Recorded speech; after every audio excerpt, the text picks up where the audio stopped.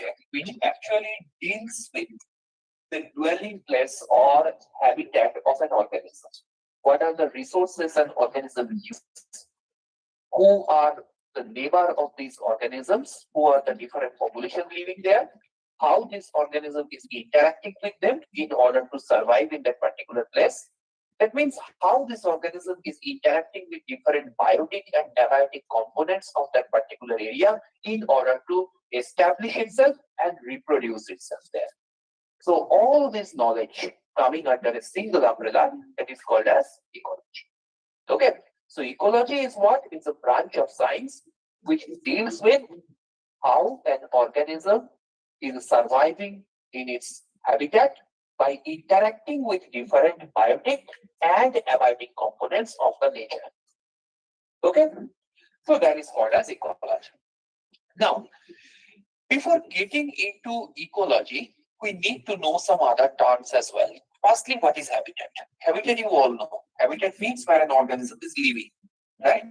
That also means that what are the ideal conditions for the organism in order to survive there? What are the temperature? What are the rainfall, humidity, soil condition? All these things come under habitat. Okay. Next, ecological niche. Now, what do you mean by ecological niche? Ecological niche, this term is a broad term actually. It implies lots of things. What are these lots of things? Firstly, ecological niche actually gives an idea about the habitat of the organism. Right? Habitat we have already discussed. Habitat means soil condition, temperature condition, topography of that area. What do you mean by topography? Whether that particular area is a plateau or it's a hilly place, right? All these things coming under topography. Is there any particular slope in the soil? All these things will come under topography. Next, the role of that organism in the ecosystem. Okay, functional role of that organism in the ecosystem. What do you mean by functional role of that organism in the ecosystem? Functional role means whether this organism is a consumer or it is a producer or it is a decomposer. If we think about consumer, then you should say whether it is a primary consumer or it's a secondary consumer or it's a tertiary consumer, right? All these things need to be analyzed. What are the food resource? If you are thinking about the functional role of an organism in ecosystem, it also draws another concept. What are the food resources this organism is using in the ecosystem? That also comes under its functional role as well. Okay. And apart from that, what are the extent of environmental condition an organism can tolerate? That means imagine an organism can tolerate a temperature around 20 to 25 degrees. Okay.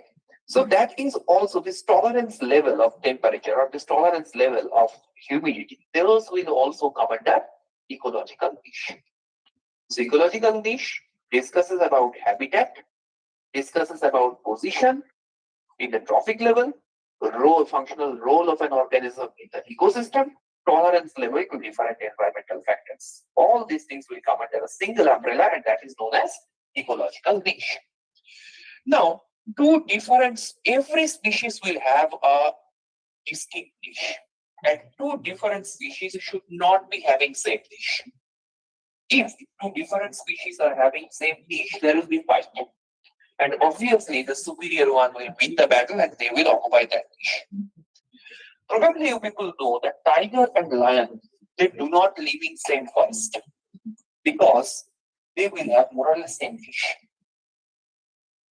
Okay, they have same food resource, they can absorb, they can tolerate same environmental condition, and you will never find in the same forest both tiger and lion are living.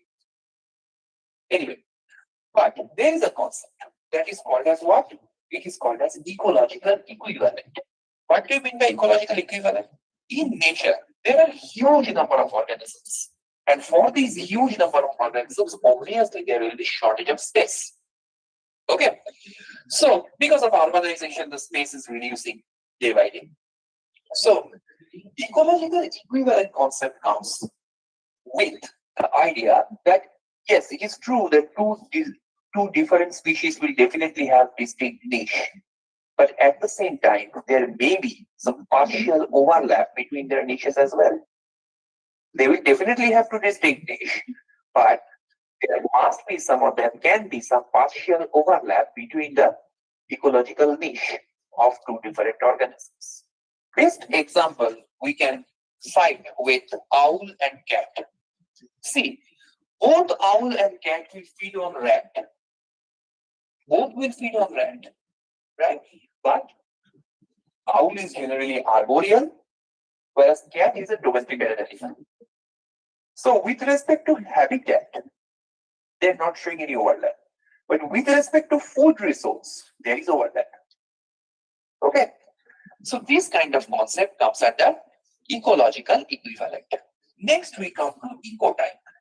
Now, what is ecotype? If we define ecotype, then the simplest way of defining it is to what? Is genetically different population of same species is called as ecotype. Genetically different population of same species. Now, how this genetically different population of same species are formed? See, imagine this is a particular species growing in your locality, and you are living in a plain land. So you are seeing the leaf margin is 8 dash. Imagine E1. This is one ecotype of a particular species. Same species is growing around the mines of Asansol.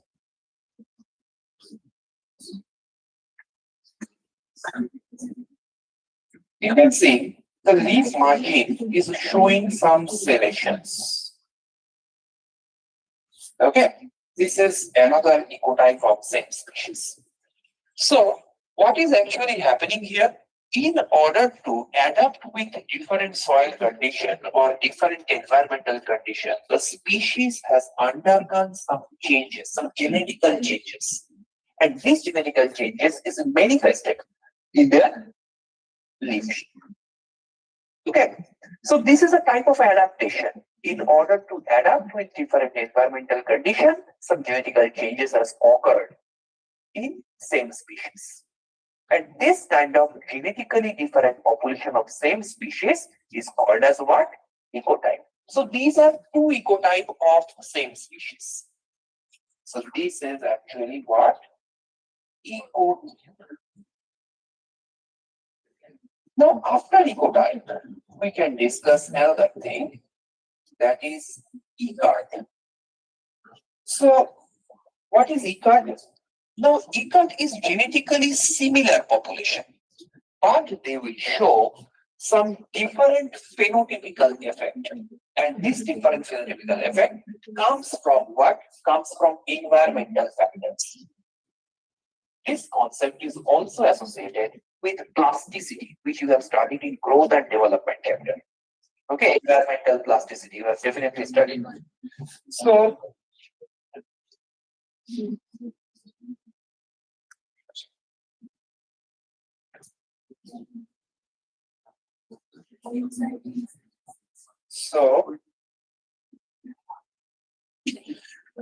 so how you can explain this thing? See, this can be explained with a very simple diagram. Imagine this is a ground, right? Imagine this is a ground. There is your school.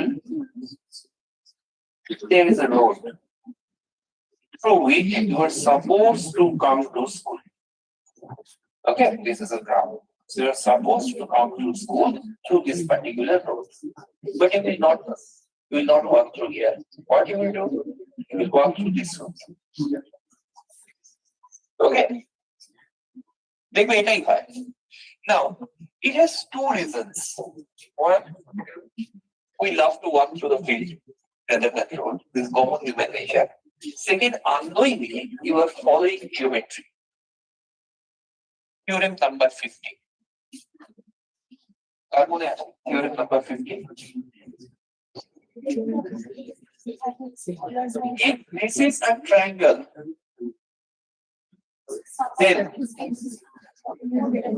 the sum total of this arm and this arm will be lesser than this arm.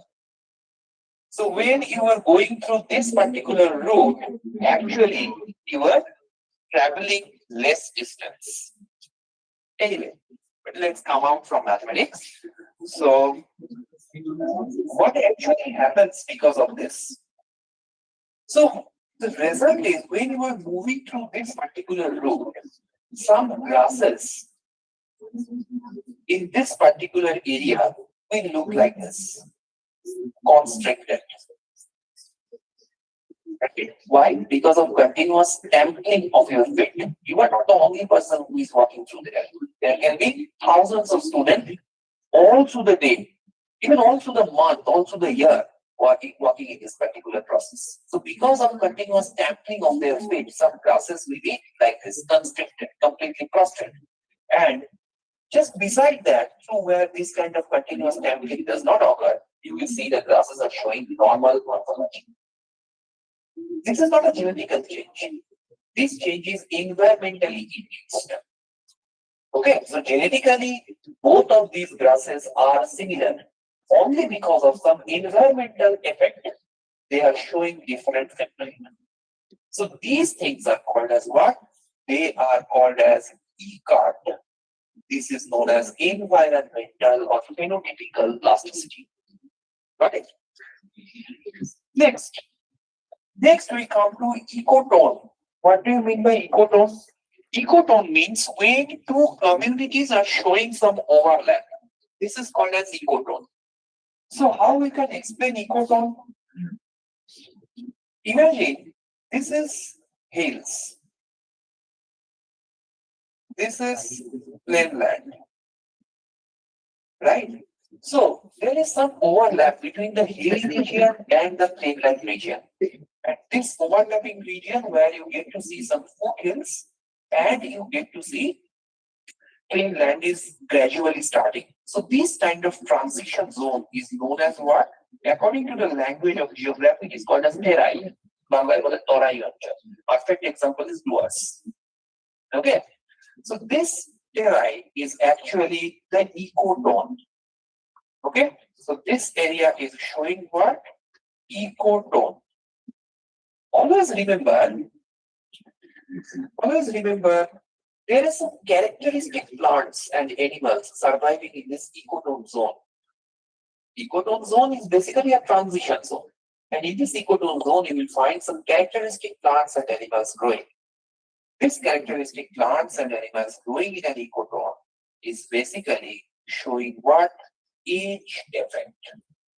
Why age effect? Because it is present at the age of different geographical areas. Okay.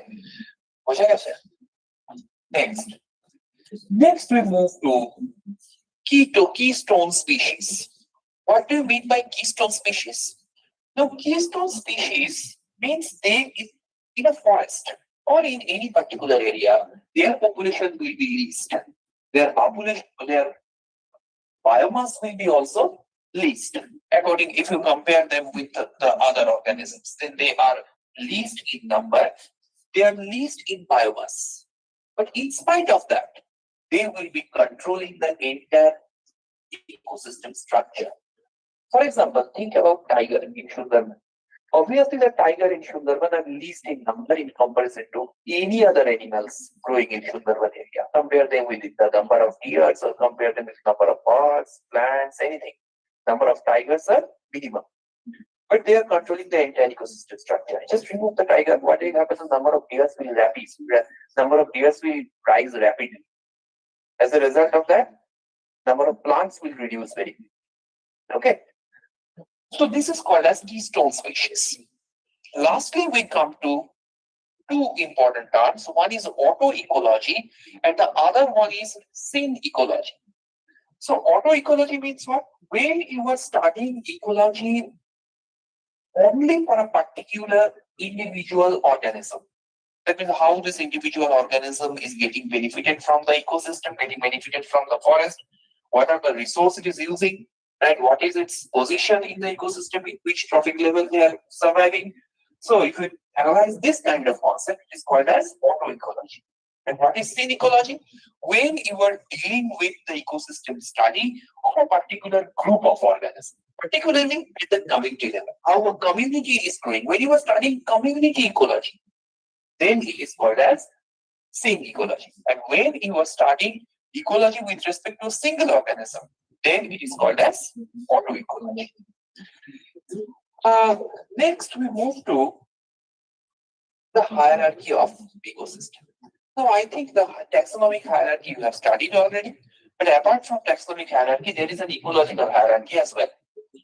So, in ecological hierarchy, first we come to organism, then organism group to population, population group to community, particularly biotic community, then biotic community group to an ecosystem, then ecosystem group to an landscape, then landscape group to an biome, and finally biome group to an biosphere. Okay, so organism, population, then biotic community, ecosystem, then landscape, then biome, then biosphere. These are the 7 levels. And in taxonomic hierarchy, what you have studied? Species, then genus, then family, then order, then class, then or division, then kingdom. Okay. So we come to organism. Organism, we all know it is talking about an individual organism, whether it can be a plant organism or animal organism. Next, we come to population. What do you mean by population? Now, writing the definition of population in a subjective test is a very tricky thing to do. There are a number of important parameters to define population. A group of organisms of a particular species growing in a particular area and a particular time. That is called as population. So why all these parameters are important? See, group of individuals of a particular species. All of you probably heard about census reports. So imagine the census of tiger is done. So along with the number of tiger, you will never add the number of lions or the number of tigers. So tiger census is a different thing, lion census is a different thing. Okay. In India, both are found. Lion is only found in deep forest of Gujarat.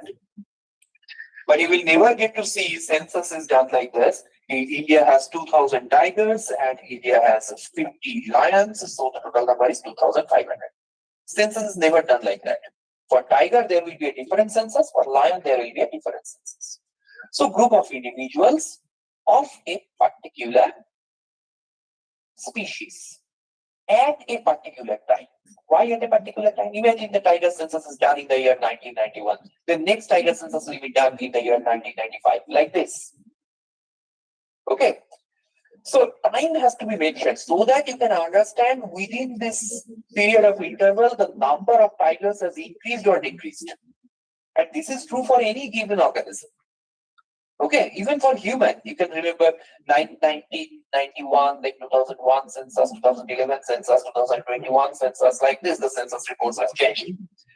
So group of individuals of a particular species at a particular time in a particular area. Right? When you are doing the tiger census of Sundarban, you will be never adding the number of tigers found in Tadoba or the number of tigers found in Ranthambore. Okay, so that's all the number of tigers found in Bandhavgarh. Right? So census report has to be done to a particular spot only. Okay. Anyway. Next we come to biological community. So what do you mean by biological community? Different population living in one particular area interact with each other. You cannot have only a particular population living in a particular area. In that case, they will not be able to survive. So there must be some other populations are also living and they will be interacting. Now there are different sorts of population interactions like symbiosis, commensalism, amensalism, okay, predation, competition. So there are multiple types of population interaction found, which we will discuss in the next class. We will not reach there today. Biological community definition is different population living in an area showing interdependence like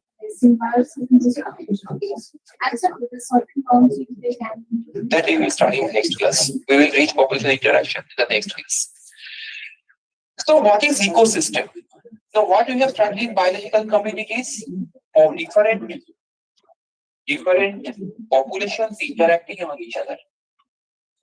Now, when different populations interact among each other and also interact with different environmental conditions, that means different abiotic factors like sunlight, temperature, etc., then it becomes ecosystem.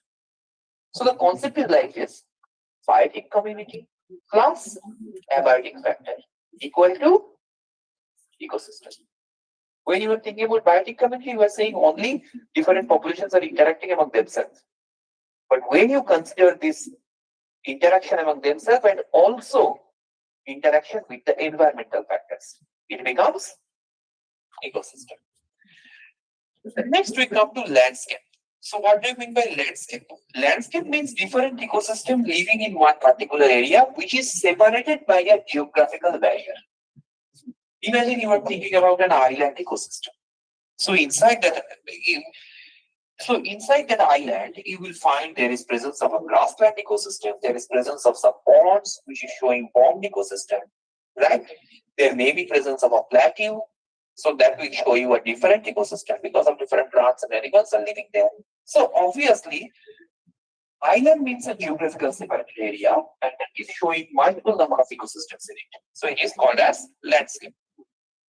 Lastly, we come to biome.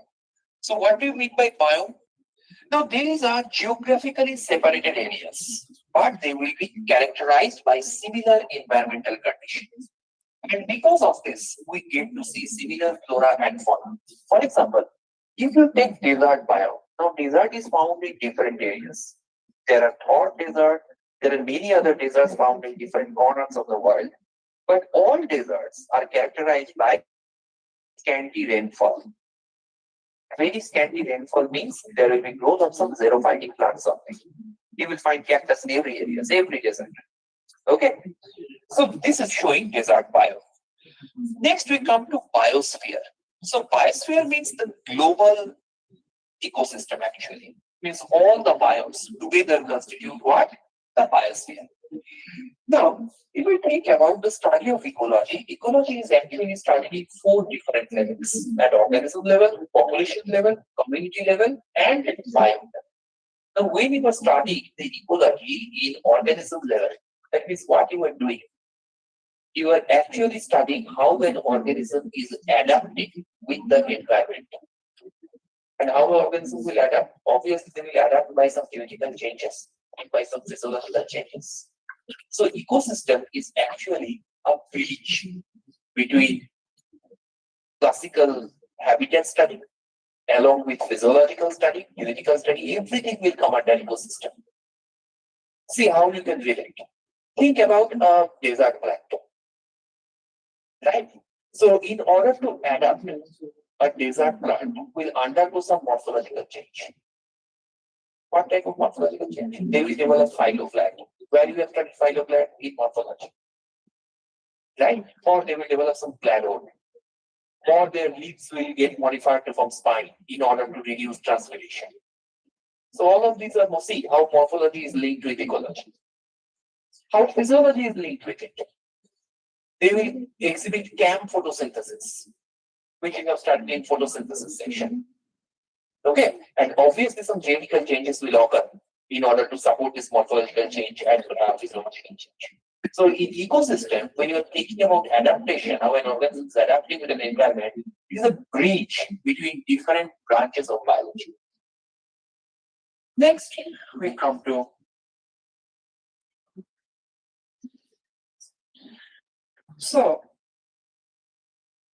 because of different environmental condition, because how the earth is tilted along with its axis, how it is rotating around the sun, there is variation in temperature, there is variation in rainfall, glaciation, etc.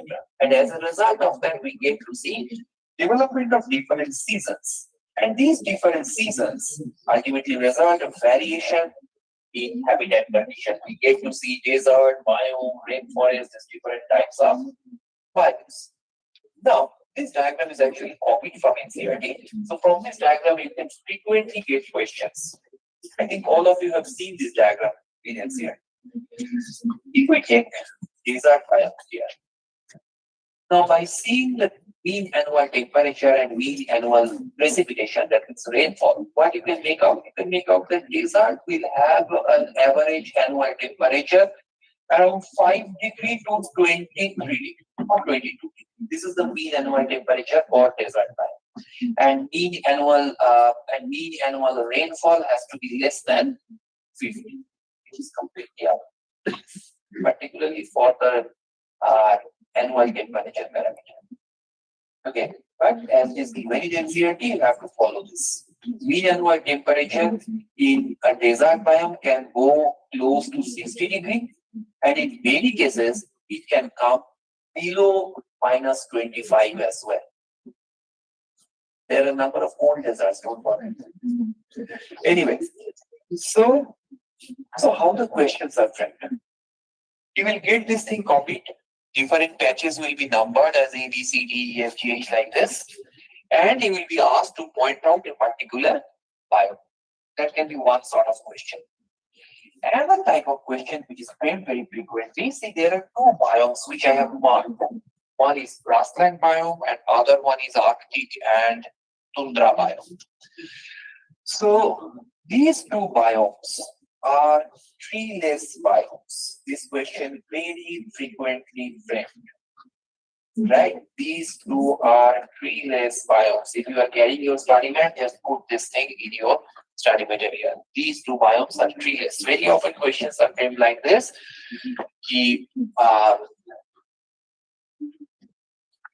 Which of the following is a desert biome? So they will give option like grassland biome, desert biome. Okay, and more often than not, students think that desert biome is treeless biome. No, desert has number of trees.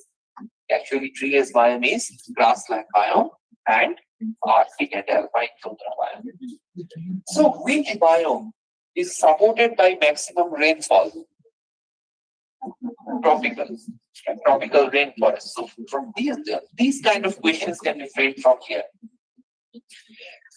Now, if we move forward, then in Indian condition, you will also find some important biomes like tropical rainforest, tropical deciduous forest, temperate broadleaf forest, and temperate leaf forest. So these are the 4 different types of biomes found in India. So what are the different temperature condition and rainfall condition is found there? That is also mentioned. Within a biome, you can often see there is some regional and local variations. Regional and local variation means aspectly this can be understandable if you see the condition of Ladakh, or if you see the condition of cold deserts. খুব ভালো বোঝা যায় ওখানে। যদি তোমরা কখনো লাদাখের view দেখো, যদি গিয়ে থাকো বা যদি ইউটিউবে দেখে থাকো, দেখবে it's a barren area almost. Only greenery is found around the rivers. Because around the rivers there is moisture. So whatever the plants, whatever the greenery is there, that is growing just around the rivers. Okay. So this means because of the moisture in some particular localized area, there is formation of some local habitat within a biome. It's a cold desert, so it can come under desert biome. But at the same time, you will find that there are some local variations because of variation of environmental condition in some specific areas. Greenery is developing only in the banks of rivers. Okay. Anyway, so organisms adapt in different conditions and they can adapt in extremely harsh condition also. You can find methanogens growing as obligate anaerobes. Okay. So you can find organisms growing in permafrost. Permafrost is found in the high altitudes or towards the polar region, where because of cold temperature, even the subsoil gets frozen. Okay. So organisms can survive in many harsh conditions. Now, if we move into the abiotic factors, then what are the abiotic factors that influence life? in different conditions. So temperature, water, light, and soil. These are the four important abiotic factors. And the question comes like this: the major abiotic factor influencing life or major abiotic factor influencing an ecosystem. Answer is always temperature. Why temperature is the most important abiotic factor? Reason is, see, all the enzyme activity, all are based on how we will survive. Obviously by metabolism, right? And metabolism is carried out by different types of enzymes. So how these enzymes will function? The function of enzyme that will be mediated by a particular temperature. So if this temperature alters, then our metabolism will get affected. That is why we never find rhododendron growing in plain land. Rhododendron is specific to the alpine region. তোমার বাড়ির পাশে pine গাছ লাগালে জীবনে হবে না। Reason is same. Okay, because pine is the characteristic plant for temperate areas. It will not grow in tropic region. Anyway, similarly, the plants which grow in tropical region, তুই আম গাছকে এখন তুলে নিয়ে গিয়ে 16,000 ফিট উপরে বসিয়ে দাও, জীবনে গাছটা বাঁচবে, সিড জার্মিনেট করবে। So if I think about these organisms, then we can divide them into two groups.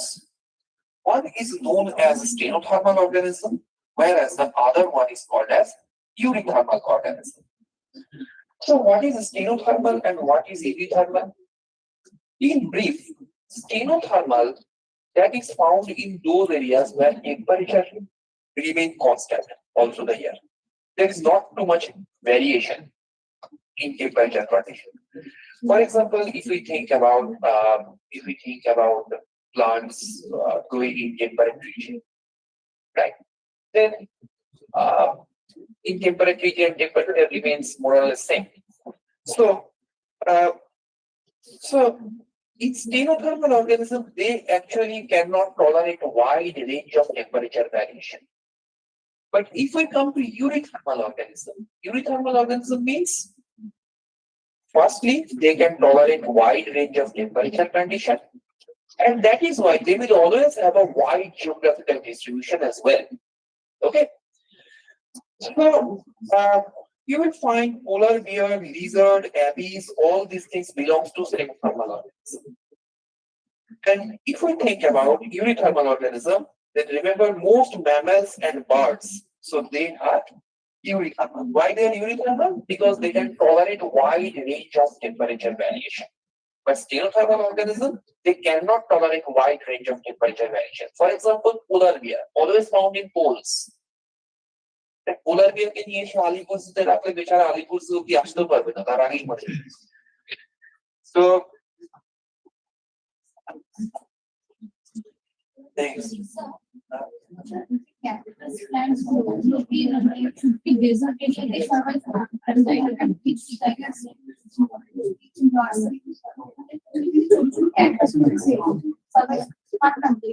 ওখানে তো মানে ওইরকম কন্ডিশন তৈরি করে, কন্ডিশন তৈরি করা হয়, মানে গ্লাস হাউস রাখা হয়, গ্লাস হাউসের ভেতরে টেম্পারেচার বেশি, বালির মধ্যে গ্রো করানো হয়, ওইভাবে একটা আর্টিফিশিয়াল কন্ডিশন তৈরি করে দেওয়া হয় ন্যাচারালি। কিন্তু Abyss is a plant. Abyss balsamina, Abyss intro, এরকম কিছু কিছু প্ল্যান্ট আছে যেগুলো শুধু টেম্পারেট রিজিয়নেই গ্রো করে। Abyss balsamina থেকে কানাডা বালসাম বলে এক ধরনের কেমিক্যাল পাওয়া যায়, যেটা ওই স্লাইড পার্মানেন্ট করতে কাজে লাগানো হয় মাইক্রোস্কোপ। মনে করো তুমি এটা খুব ফাইন সেকশন করেছো, ওয়ান স্লাইডের উপরে one drop of Canada balsam দিয়ে দিলে, which comes from Abyss balsamina, তার উপরে ক্রোমা স্লিপটা বসিয়ে, ওকে, স্লাইডটা পার্মানেন্ট হয়ে যায়, মানে স্লাইডটা নষ্ট হবে না, ওভাবেই তুমি বছরের পর বছর রেখে নিতে পারো।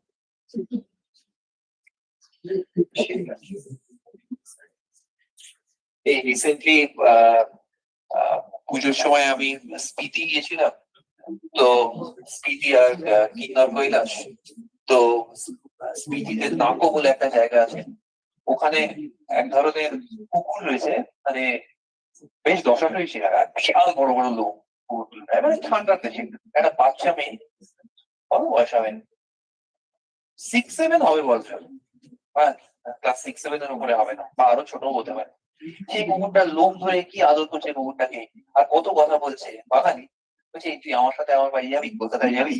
হ্যাঁ, আর ওর মানে গোটা 5 বাচ্চা ছিল কুকুরগুলো।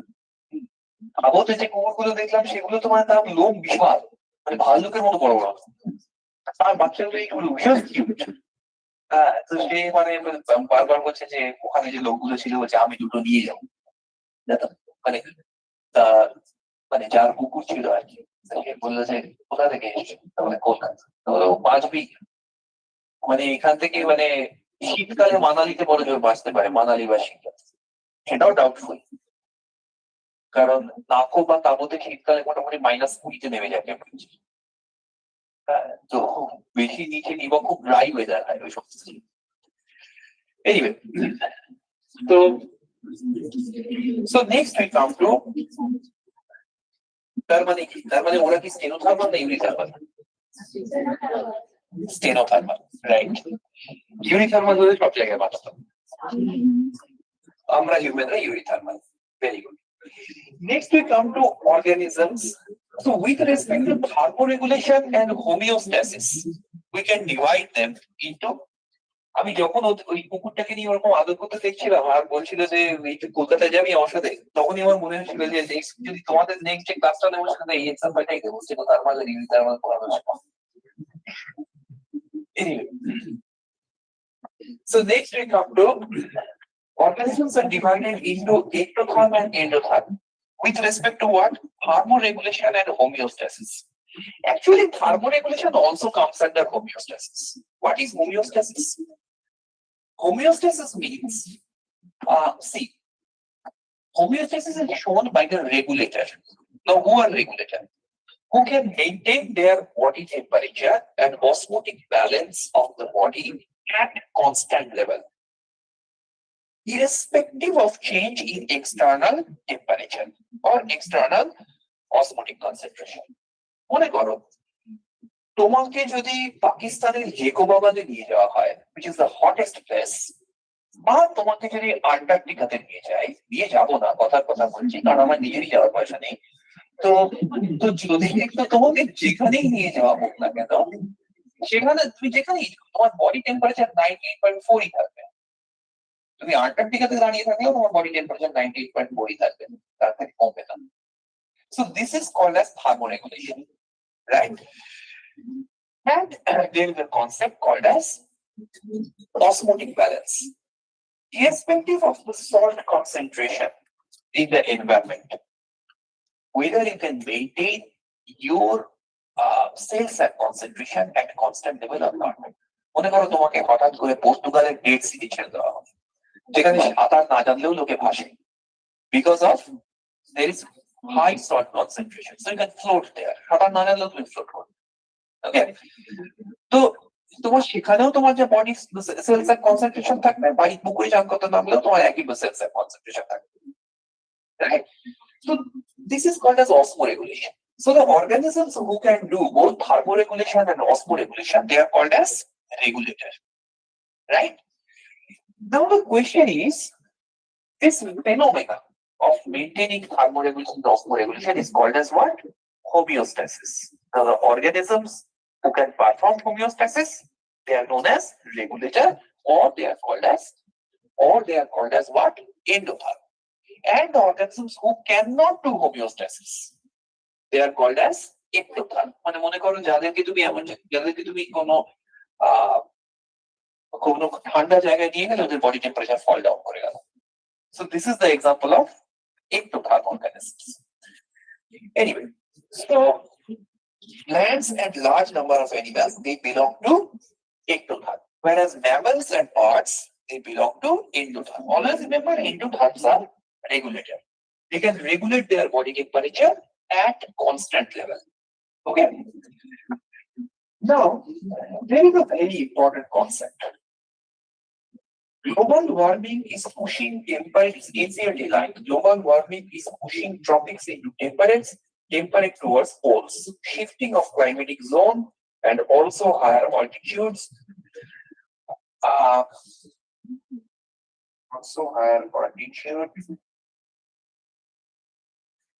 Maintains, resulting into Change species distribution. What is the meaning of this line? What is the meaning of this particular line?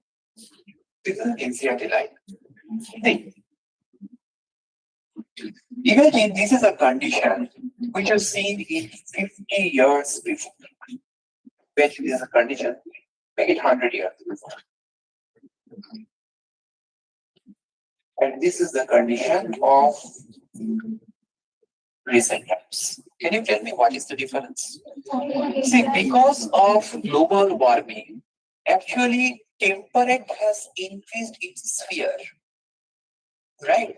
It got into the polar region. That means 100 years before, there are many areas which used to show polar climate. Now they're showing temperate climate. 100 years earlier, there are many regions which are showing temperate climate. Now tropic has included into the temperate climate. So now they are actually showing tropical climate. As a result of that, what will happen? Species distribution will change. Right? Why species distribution will change? If species are able to adapt with that changed climate, then they will undergo some genetical change, undergo some physiological change. And if they are unable to adapt, then either they will migrate from one area to other area. If they migrate, what will happen? There will be competition. Superior competitor will win, inferior competitor will move up. So see how climatic change can influence the geographical distribution of a particular species. And if it's a plant and if it can't adapt, in that case, what will happen? They will become extinct. Animal are mobile. They can move from one area to other area, but plant can't. Right? So if plant cannot adapt with the changed environmental condition, they will simply become extinct and you will lose some species. Anyway. Next we come to water. So most important abiotic factor is temperature, and just after temperature, water has its own importance. So we all know 71% of Earth is occupied by water. Life originated in water. There are a number of enzymatic functions which require water. Number of breakdown reactions. Think about fructose 1,6-bisphosphate converted to fructose. It requires water. So the number of physiological reactions when you are studying water is involved. So water exhibits different types of salinity. See, inland water, that is a salinity less than 5 parts per thousand. Hypersaline lagoon, that has a salinity higher than 100 parts per thousand. And Dead Sea of Portugal is the perfect example of hypersaline lagoon. So, just like temperature, there is a concept that is urihaline and stenohaline organism. So, what is the difference? Urihaline means who can tolerate wide range of salinity, and stenohaline who cannot tolerate wide range of salinity. Example: shark. Now, you will find shark are mainly found in the estuaries. যেগুলো বাংলায় আমরা এটাকে খাঁড়ি বলি, but sharks are found in the sea, right? But sharks are generally not found in ponds. Now, shark is a broad term. It has plenty of genus within it. It has plenty of species within each of those genus. So the shark species which are actually found in estuaries, they will never go into the ocean.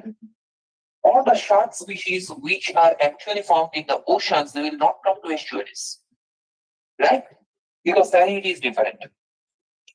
Urihaline, obviously, who can tolerate wide range of salinity. Now we can come to light. Now, in light, I think we can recall your knowledge of photosynthesis. So, visible range of light 390 to 760, photosynthetically active radiation that you also know 400 to 700 nanometer. Importance of light, there are plenty of importances. Photosynthesis, photoperiodism that you have also studied. There are a number of insects where development of reproductive organ requires light duration. Okay. So,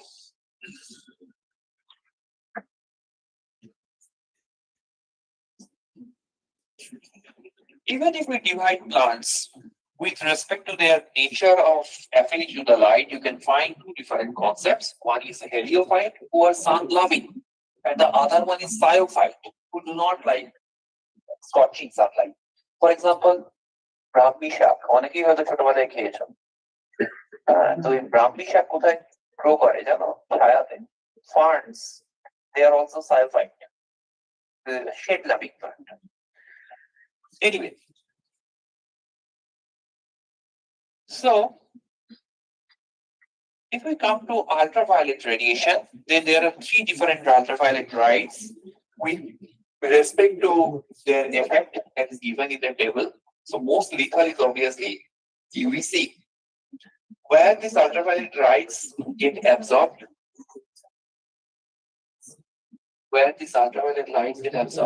in the ozone layer.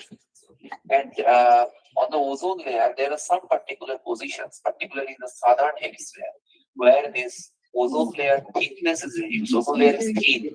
Thin ozone layer zone are called as ozone hole. Okay. Anyway,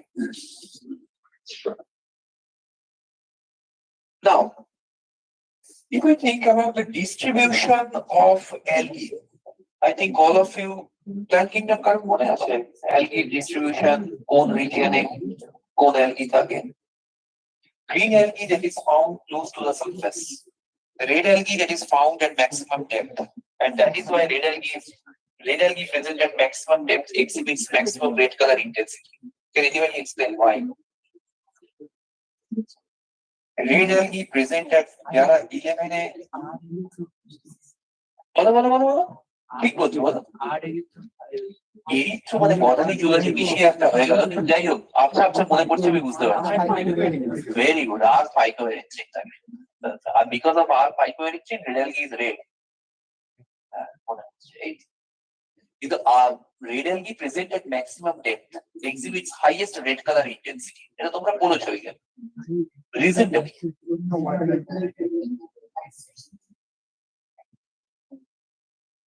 এই মনে পড়ছে, দেখো red algae present at maximum depth. If a red algae present at maximum depth in the water body, then hardly any sunlight can penetrate them. Only some shorter wavelength of sunlight will reach them. Which is the shorter wavelength? Blue light, green light, etc. Shorter wavelength. Shorter wavelength means higher energy. That is why they will have higher penetration power. So blue light and green light will penetrate at that depth. And red algae has R phycoerythrin. Red algae is hardly getting any sunlight, so it also requires energy to carry out photosynthesis and maintain its other physiological process. So what R phycoerythrin will do?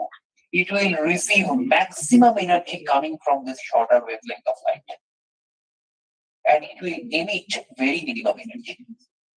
Entire energy is not going to absorb. Some energy will definitely going to be get emitted. So phycoerythrin will emit very minimum energy from it. Minimum energy means longer wavelength of light. Right? So red algae present at maximum depth that will emit, its R phycoerythrin will emit minimum energy. Minimum energy means longer wavelength. Longer wavelength means red light. So that is why red algae present at maximum depth will have maximum red color intensity. Okay. Anyway, at intermediate depth, you will find who? You will find brown algae.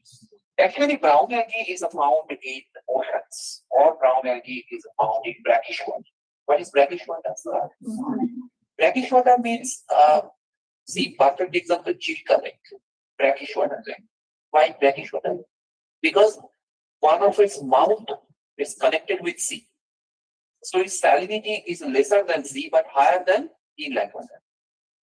Okay, that is called as brackish water. Anyway. So the branch of science which dealing with study of soil is called as what? Pedology. Now with soil, you will see different types of horizons, different types of horizontal layer. O, A, B, C, R. These are the different types of horizontal layer, and each layer has their own characteristic chemical composition. But we don't need to get into this. আমাদের এটা জানবার দরকার নেই। যদি 8 থেকে 7-8 বছর আগে পরীক্ষা দিতে তাহলে জানতে হতো। আপাতত ছেড়ে লাগবে। So energetic factor, chemical and physical nature, chemical and physical property of the soil. Now, if we think about the soil, if we think about the nature of soil, then every soil has its own composition, has its own grain side and aggregation of particles. And these three things determine the water holding capacity of the soil. For example, if in the soil there is less clay, then what will less clay and more sand, then what will happen? More water will run through. Its water holding capacity will be much lesser. If there is more clay, water holding capacity will be high. And if we pour more water on that soil every day, then that soil will become very hard. Okay? Cricket খেলা দেখো তো তোমরা সবাই জানো Australia south Africa এইসব জায়গাতে cricket pitch গুলো খুব হার্ড হয় প্রচুর বাউন্সি হয় because they use more clay soil. Its water holding capacity is high. এবং এই ধরনের পিচ বানানোর জন্য যথেষ্ট নলেজ থাকার দরকার হয় তুমি আমি দুম করে গিয়ে আমাদের নামিয়ে দিয়ে প্রচুর টাকা মাইনে দিলেও আমরা বানাতে পারবো না ইট ইজ প্রপার নলেজ কতটা ক্লে সয়েল মেশাবো কতটা স্যান্ডি সয়েল মেশাবো রাইট ইন্ডিয়াতে যে সমস্ত পিচে দেখা যায় তোমরা শুনেছো হয়তো যে একসময় এমন পিচ বানানো হতো স্পিনাররা প্রচুর হেল্প পেত তার মানে ওর ওয়াটার হোল্ডিং ক্যাপাসিটি কম they actually use more sand মাটি ছুটছুড়ে হয় ওকে এনিওয়ে অন্যদিকে চলে যাচ্ছে সারবাদ So along with this, pH, mineral composition and topography. What do you mean by topography? Even slope of soil comes under topography. Imagine the soil is showing this kind of a slope. That means moisture will be there, water will be running through. Water will not accumulate at the base of the plants. Perfect example, think about tea plantation. Always tea are grown in the slopes. Probably you have seen in North Bengal. Right?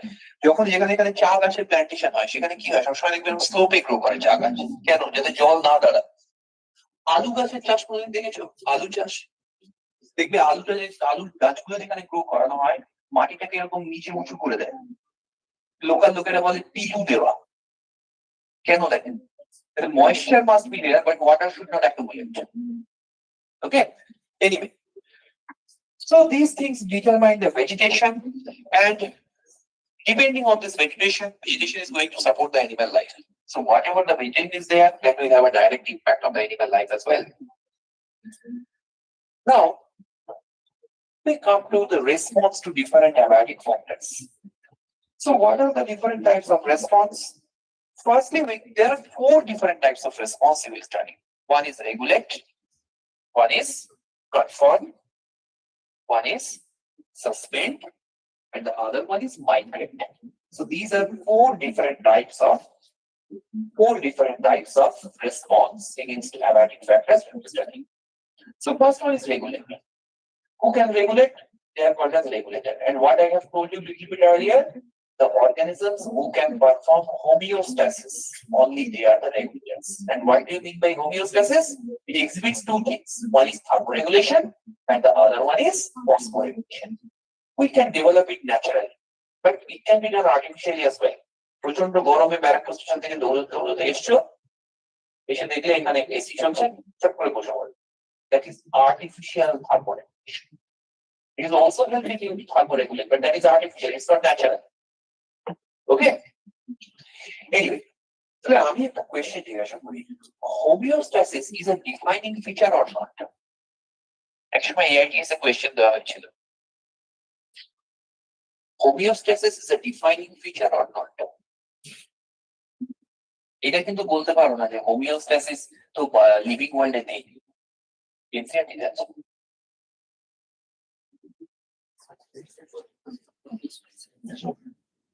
very good. Homeostasis is a non-defining feature. Why it is a non-defining feature? Because there are very less organisms which can perform homeostasis. Actually, maximum number of organisms are conformal. The number of regulators are much lesser. Only mammals and birds are regulators, others are not. Okay. So next we come to conformer. Now remember this line, about 99% of animals and nearly all plants are conformer. Why they are conformer? Because they cannot maintain constancy of their body temperature or constancy of their osmotic balance. So that is why they are called as conformer. Now the question is, why conformers have not become regulator? That is an NCERT question also, in text question. Why conformers have not become regulator? The reason is See, thermoregulation and osmoregulation, these are energetically a very costly process. Okay, energetically, these are very costly process. And actually, if we think about actually smaller organisms are conformers, right? So if we think about smaller organisms, then they always have a high surface area is to body volume ratio, right? So any smaller organism or any smaller particle, they will have a high surface area is to body volume ratio. That you can understand also from your daily life. Whenever আমরা যখন খাবার চিবো, why we chew a particular thing, the food particle get divided into many small fragments. Small fragments means it will have large surface area is to volume. As a result of that, enzymes, your digestive enzymes, or salivary enzymes will get more surface area to work on. Okay. So exactly same thing. If we actually conformers are smaller organisms and regulators are larger organisms. So conform, if you move towards the poles now, you will always find larger organisms. Right? Towards the pole, whatever the organisms are present, they are actually large. So smaller organism has what? Higher surface area is to body volume ratio. And within such, and this osmoregulation and thermoregulation is energetically very costly process. It demands lots of ATP.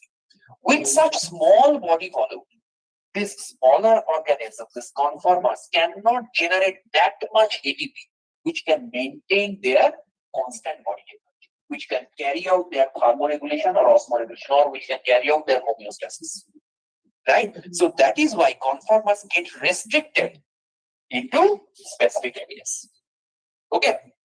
Conformers cannot become regulated. So next, there is another concept, and that is called as partial regulator. What do you mean by partial regulator? Now, there are some particular species which can regulate their body temperature till to a certain level. And after that, they become simply conformal. Now, this diagram is given in your study material. In your study material, exactly at that.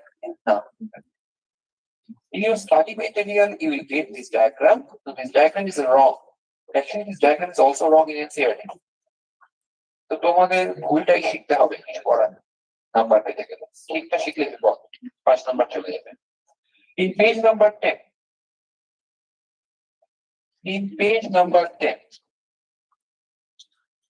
see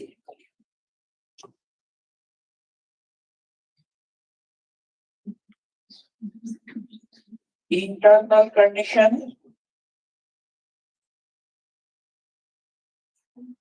external condition,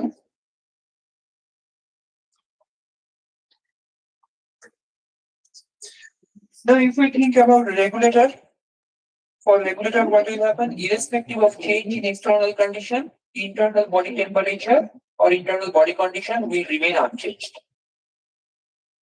Regulator. Okay. Got it? In conformer, what will happen? With the change of external condition, internal body condition will also change. Conformer. Right? And what will be partial regulator?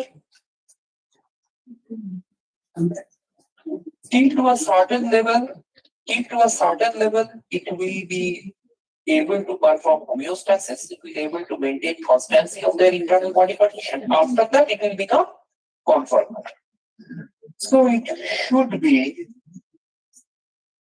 like this. Yes or no? Now see your study material. How it is given?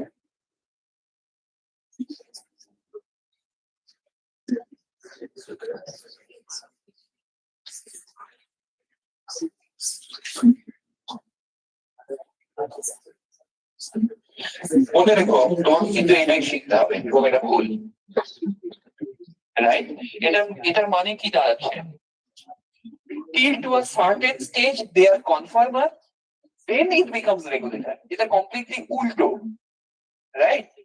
It is regulated till to a certain extent, then it becomes simply conformal. When the temperature goes beyond its tolerance level, it becomes conformal. Right? এই তো partial regulator.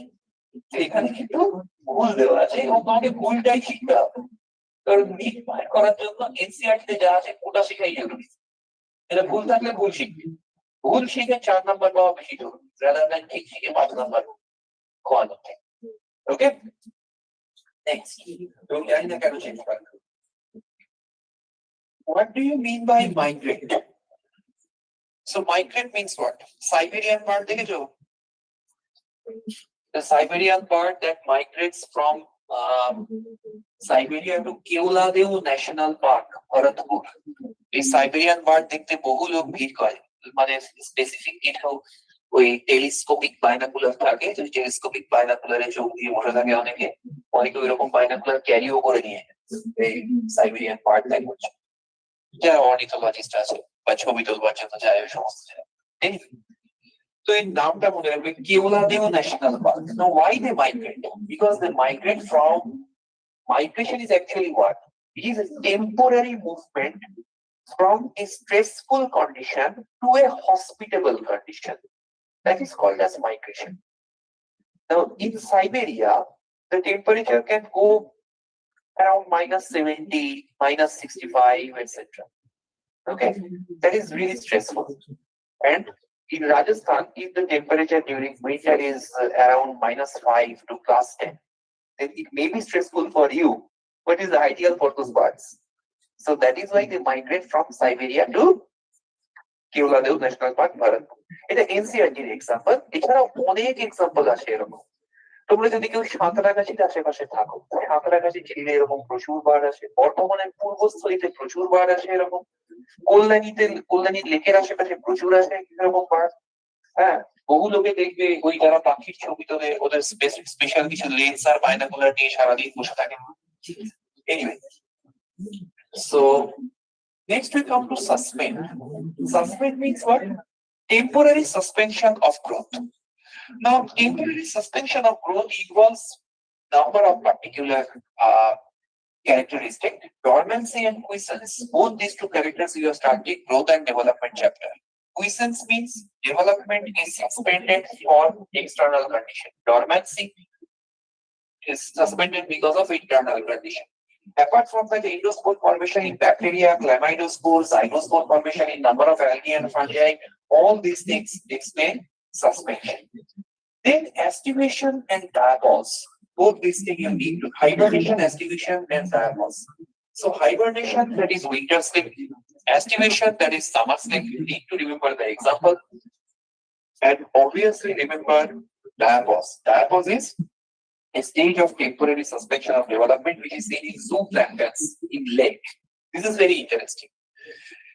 See, imagine some zooplanktons are growing in a lake where wastage of some industrial effluents get deposited every day. There is a lake where industrial effluents get deposited every day. So the growth of zooplanktons, and particularly the growth of zooplanktons, that will be very slow all through the year in such kind of lakes, except during the rainy season. Why? See, with the rainwater, what will happen? The concentration of industrial effluent will be reduced. Yes or no? And that is the time for the rapid growth of the zooplanktons. For rest of the year, all these zooplanktons will not show any kind of development. Their growth will be restricted. Okay, they will grow only during the rainy season because new water is coming, and with that, the concentration of industrial effluent will reduce. Anyway, next we move to adaptation. So what do you mean by adaptation? How an organism undergoes some physiological, biochemical, genetical changes in order to adapt with some environmental condition. So some adaptations are genetically fixed and some may be non-genetically fixed. If it is non-genetically fixed, it is called as epigenetic adaptation. Now, types of adaptation: morphological, physiological, and behavioral. So you can remember the example of kangaroo rats, which are found in North American desert. So in desert, there is always a scarcity of water. So every organism will try to lose as minimum water as possible. So their urine is almost solid. That is also seen in camel as well. Their urine is almost solid. And how they meet up their water requirement by internal fat oxidation. দেখবে আমরা ছোটবেলায় পড়েছিলাম তখন ছোটবেলায় পড়েছি কেউ বাংলায় একটা প্রশ্ন আসতো যে উটকে মরুভূমির জাহাজ বলা হয় আমরা ছোটবেলায় পড়েছি তখন হয়তো মনে থাকবে এবং আমাদের ছোটবেলায় শেখানো হয়েছিল যে there is water in the hearts of camel যে মধ্যে জল থাকে যেটা পরবর্তীকালে জানা গিয়েছিল সম্পূর্ণ বাজে মানে it actually meet their water requirement by internal body fat oxidation. Xerophytic plants. So xerophytic plants, how xerophytic plants will survive? See, here we have thick cuticle or epidermis. So thick cuticle means that will minimize water loss. Waxy layer on epidermis, wax that will also minimize water loss. Sunken stomata. Sunken stomata is present much inside the epidermis. I have drawn sunken stomata. Right, so sunken stomata is present much inside the epidermis, and in front of sunken stomata there are some hairs that will also minimize water loss. That means minimize transpiration. Multi-layered epidermis, reduced stomatal frequency, water storage tissue. So all these things will be helping in minimizing the transpiratory loss. There is some specific type of adaptations which are found in desert. Firstly, camp photosynthesis. You have read camp photosynthesis in class 11. So crassulacean acid metabolism.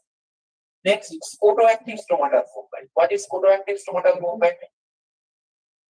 Stomata opens during the night and closes during the day. If a desert plant opens its stomata during daytime, what will happen? It has scorching heat. The plant will dehydrate very soon. So that is why these type of plants have photoactive stomata movement, and the stomata opens only during the night, and it takes carbon dioxide during night. Phyloclare, you start the morphology. Leaf modified to form spine. If leaf gets modified to form spine, surface area is reduced, and lots of stomata are gone. So transpiration minimized also. Next, this one very crucial. Allen's rule. What do you mean by Allen's rule? The mammals who are living in colder climate, they will have shorter limbs. So shorter limbs means shorter surface area. Shorter surface area will result less heat loss from the body surface. In polar sea, particularly if you find Arctic animals in the polar sea, they will have blubber. Blubber means thick layer of fat deposition below the skin that functions as insulator so that they do not lose enough heat from their body. They can keep their body warm. Now, this point, from here, maximum questions are framed. People from plainland area when move to high altitude, then they face altitude sickness. তোমাদের সঙ্গে ওটা regularly কখনো না কখনো নিশ্চয়ই হয়ে থাকে তো মনে করো প্লেন ল্যান্ড থেকে তোমরা খুব হাই অল্টিটিউডে চলে গেলে তো অল্টিটিউড সিকনেস হবে what kind of altitude sickness? One is headache, nausea, fatigueness, right, heart palpitation, কয়েকবার হাঁটলেই মনে হবে তুমি কিছুক্ষণ দম নেই এরকম common high altitude. These are called as high altitude sickness. Anyway, so what is the reason behind it? Because there is scarcity of oxygen, low atmospheric pressure and scarcity of oxygen. So that is the reason of high altitude sickness. And what are the symptoms of high altitude sickness? Nausea, fatigueness, heart palpitation. Nausea means vomiting tendency. Okay. Now, this altitude sickness gradually disappear as our body acclimatizes. মনে করো তুমি প্রথম দিন মনে করো প্লেনল্যান্ড থেকে প্রায় 8,000 বা 10,000 ফিট উপরে গিয়ে হাজির হয়েছে তো প্রথম দুদিন দেখবে একটু কষ্ট হবে একটুখানি হাঁটলে মনে হবে যে থেমে দম নেই থার্ড ডে থেকে দেখবে ঠিক হয়ে কেন ঠিক হয়ে because of these adaptations. What are the adaptations? Increasing RBC production. More RBC production means every RBC can carry 4 oxygen molecules. So more RBC production that will carry more oxygen. Decreasing binding affinity of oxygen with hemoglobin. That means every hemoglobin molecule will release oxygen fast so that it can get transported quickly. And increasing breathing rate. Right? So these three things which I have marked here, these three things are actually the adaptation. Okay? These three things are actually what? They are the adaptation. And first three, what you have seen, these are the symptoms. যখন question বানানো হয় তখন question এভাবে করা হয় দেখবে তোমাদের study মেটেও আছে a traveler traveling from Delhi to Manasharovar, how many different types of problems, physiological problems he or she will face. So in this question, it is not asking for adaptation, it is asking for symptoms of altitude sickness. Okay, how he or she will adapt, that is, or how he or she will adapt, he or she will acclimatize, that is actually concerned with these 3 points. আর যখন question করবে তখন এনসিআরটির এই 6টা পয়েন্টকেই একসাথে দিয়ে দেবে two confuse তোমাদের study মেটেই আছে এই কোয়েশ্চেন দেখে দিও লেভেল 1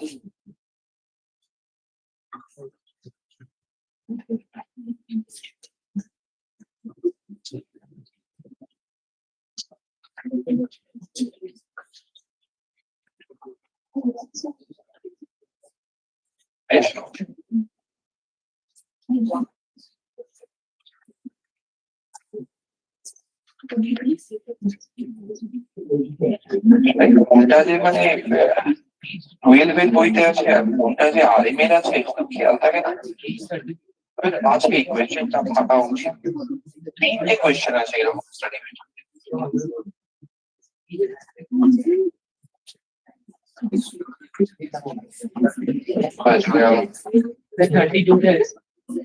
page 32 না see page 32 question 18 to overcome altitude sickness which of the following adaptations are shown by human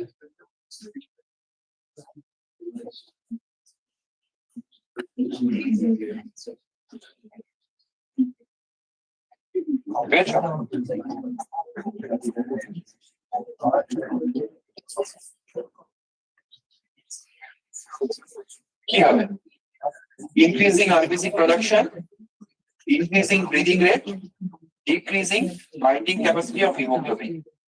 And the rest of the options like nausea, then heart palpitation, these are actually the symptoms. So don't get confused between these two. Anyway, for about archibacteria, I think all of you have studied. So archibacteria, they live in extremely harsh condition. So you know they have phospholipid monolayer. Actually, plasmamembrane you have studied phospholipid bilayer, but archibacteria has phospholipid monolayer, and they have branched fatty acid chains. So that provides more integrity to the plasma membrane and resist the membrane leakage. Okay, 11 এ পড়ানো হয়েছে তোমাদের।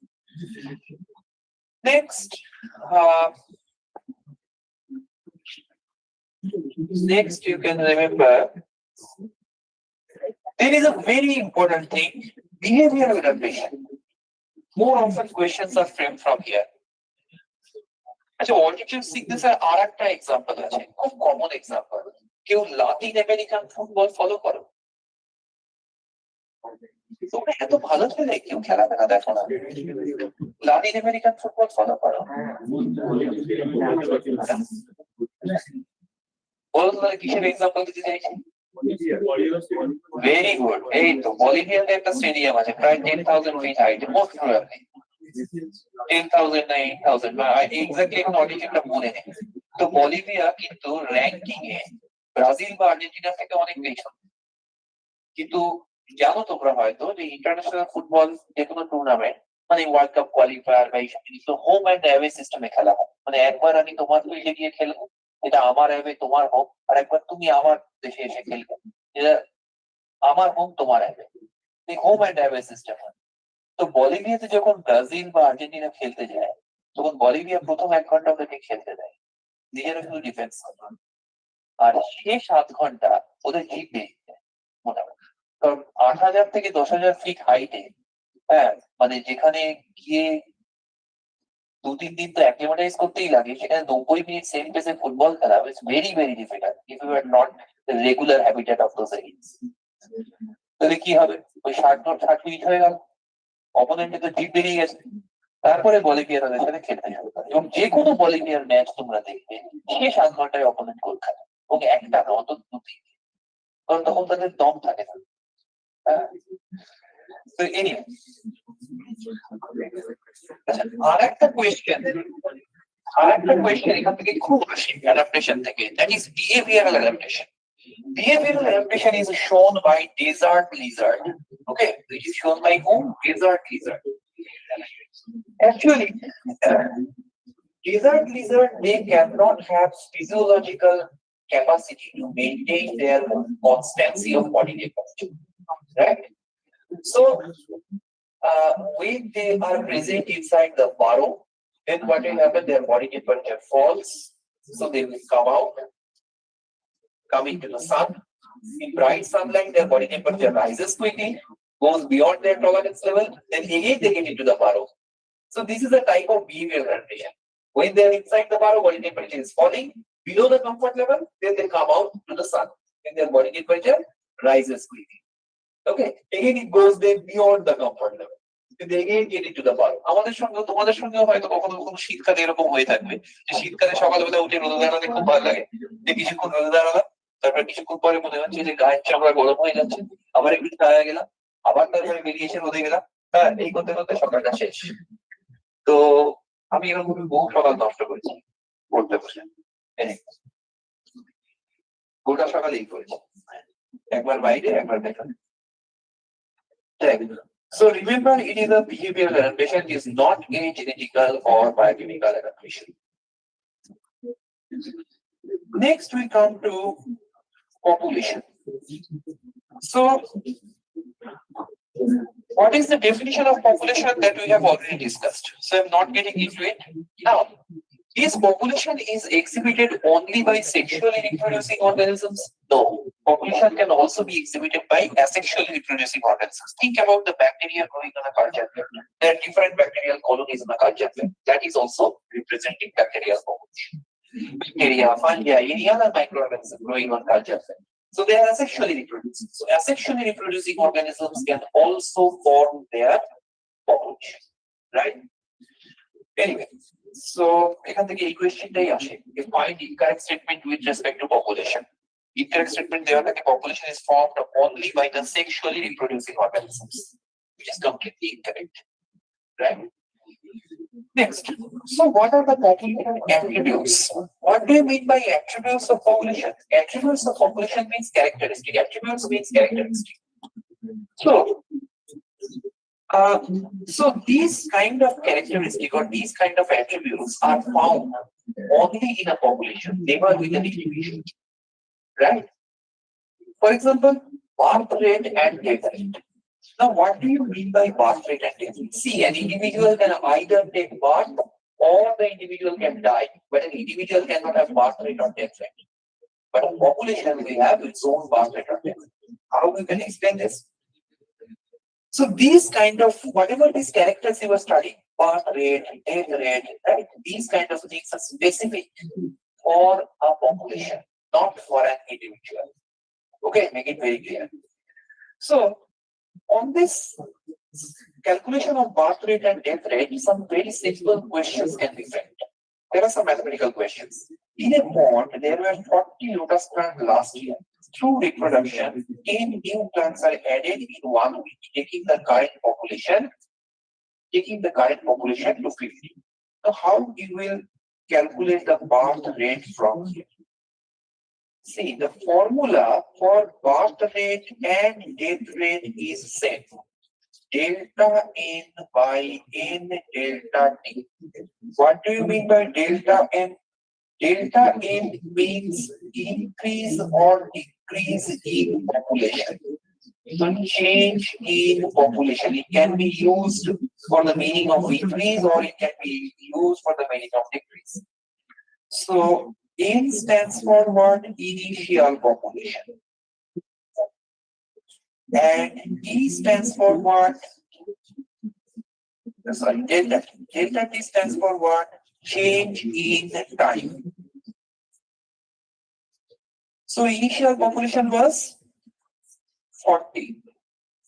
Change in last 1 week, current population becomes 50. So change in population 50 minus 40 equal to 10. And delta T is 1 week. Right? So per week, birth rate becomes what? So delta N by N delta T. That is actually birth rate is what? 10 by 14 into 1. So it is 0.25. Obviously, it is per week. এবার যদি তোমাকে জিজ্ঞাসা করতো birth rate per day কি করতে? Yes, in place of delta t would have been 7 in this case. এখান থেকে তো delta t কত হয়ে যেত? 7. Now, we come to death rate. So death rate in 10 individuals in a laboratory population of 20 fruit flies died within a week, then what will be the death rate? Again, same formula. Again, we will use same formula. Death rate delta N by N delta T. So what is delta N here?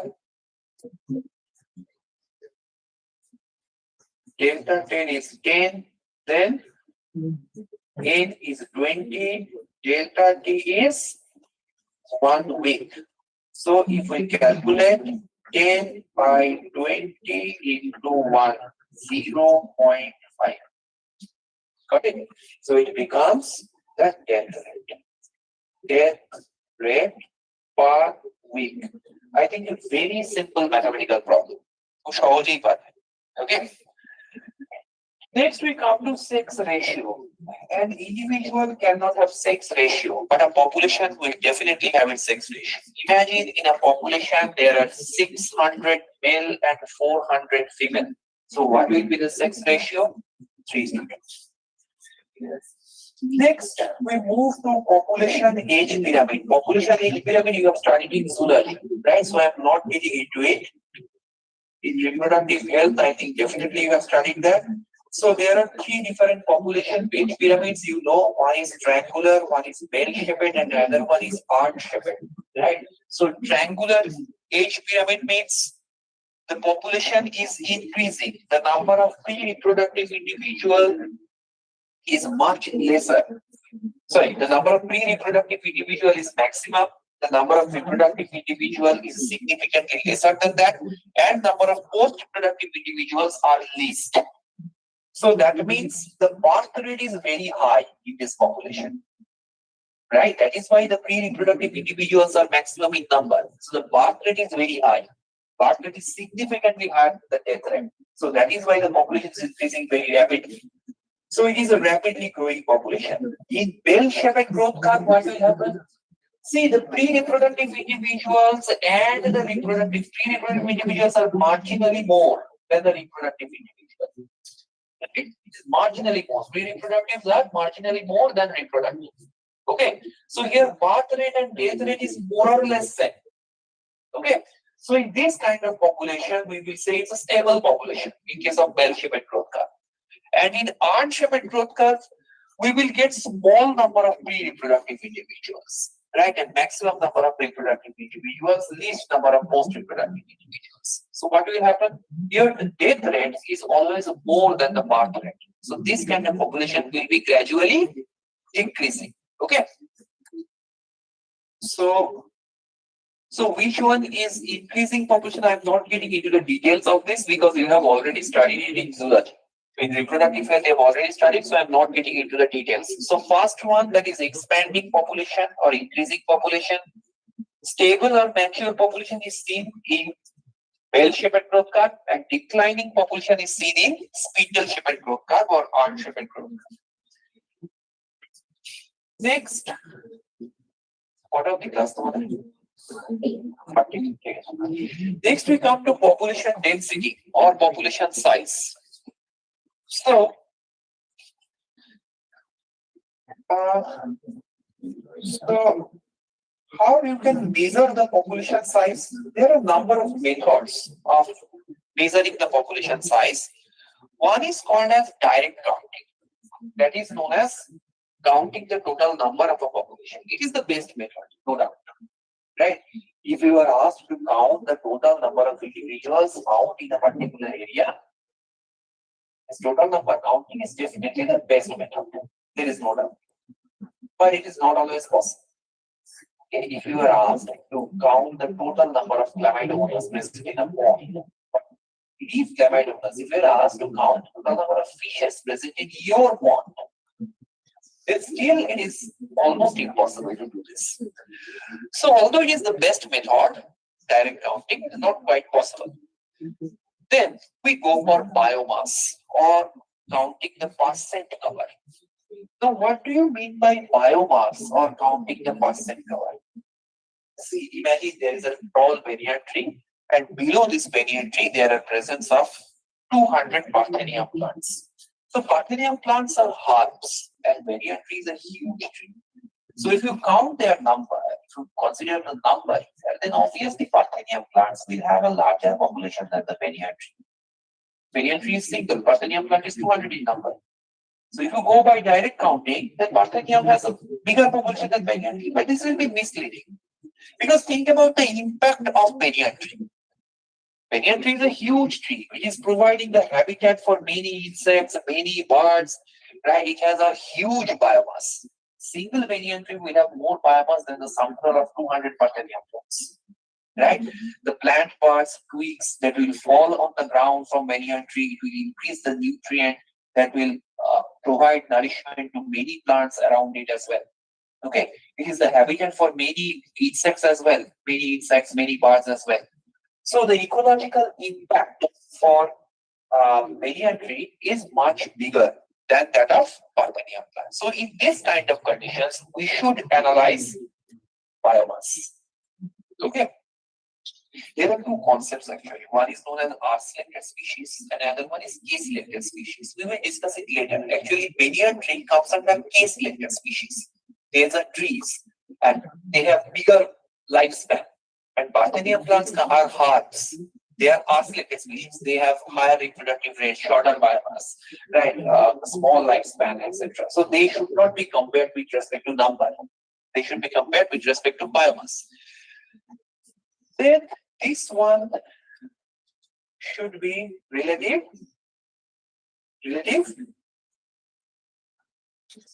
humidity.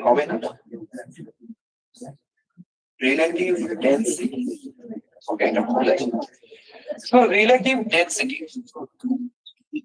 So what do you mean by relative density and where relative density is considered? Imagine I have given you a culture plate and I have asked to find out the number of a particular bacteria in that culture. So neither you can make direct count nor you can go for biomass. Right? So there is a particular method called as serial dilution method. So through this serial dilution method, this is a particular microbiological method where you use a specific type of slide. Right? This slide has a scale, and that kind of slide is called as hemocytometer. Hemocytometer is also used to count the number of blood cells as well. Anyway, so this is a special type of method that is used to calculate the number of bacteria. So after certain observation through microscope, probably you are saying that the number of bacteria is 32 into 10 to the power 5 bacterial cells per ml. Right? It can be 30 to 10 to the power 5 also from some other observation. তোমার observation হয়তো এটা 32 into 10 to the power 5, অন্য কেউ observe করলে হয়তো 30 into 10 to the power 5 আসে। Right? So this kind of study, this kind of analysis is known as relative density. Now, what do you mean by relative density of a species? Total number of individuals of a species by total number of individuals of all species into 100. Right? So this is known as relative density of a species. It's a very simple one. Imagine in a forest, there is 10 tigers. Total number of species is 1,000. So what will be the relative density of tiger? 10 by 1,000 into 100. Okay, so it will come as 0.1%. 10 by 1,000 into 100. Anyway. Next we come to indirect count. So what do you mean by indirect count? Generally for tiger census, we use indirect count. Indirect count means you are depending on the mark marks or you are depending on fecal pellets, right? So by looking into the park marks or looking into the fecal pellet when you are making an estimation of the number, probably after all these observations, you are saying that there are 236 tiger present in the forest. It may be 250 also, right? So these kind of observations, these are actually estimation. You are not going to get exact number here. Okay? Sure. আজকে এমনি next class we will finish. তাহলে আমাদের এমনি হইলো তো? আমি কি যতদূর হয়েছে সেটা আজকে দিয়ে দেবো? আজকে রাতে বা কালকে? ঠিক আছে।